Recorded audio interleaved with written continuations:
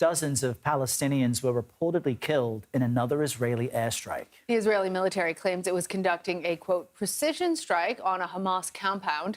The attack hit a United Nations school in central Gaza that was housing displaced Palestinians. Israel claims, but hasn't shown any evidence that Hamas was operating out of the building. CBS News foreign correspondent Chris Livesay joins us now from Tel Aviv with more on this. Chris, it's yet another strike by the IDF that seems to have killed civilians. What more do we know about this strike specifically?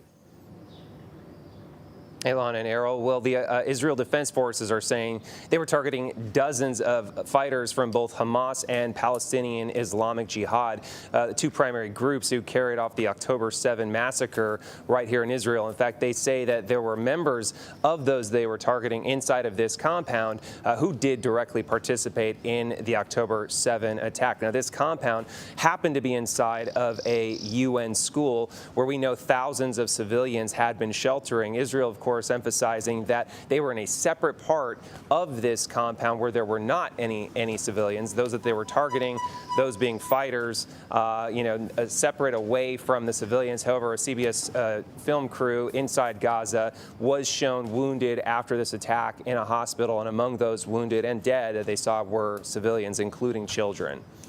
And Chris, as everybody hopes for peace, I want to ask you about the latest on the ceasefire proposal. Hamas has responded. What are they saying? That's right. So the leader of Hamas responding now, saying that they want to have a complete withdrawal of Israeli forces as part of this ceasefire deal that would lead to the release of hostages. So that's dealing a blow to the plan that was laid out by President Biden the end of last week.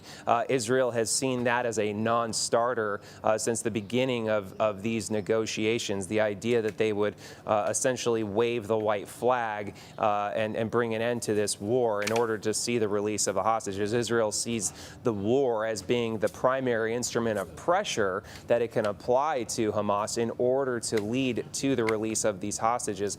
However, behind closed doors, we're told that Doha having been a major interlocutor in these negotiation processes, Doha is telling CBS News that both sides do remain broadly in agreement to the terms of this ceasefire. So there appear to be reasons to be optimistic that a ceasefire can be reached. All right, Chris Livesay with the latest. Thank you very much.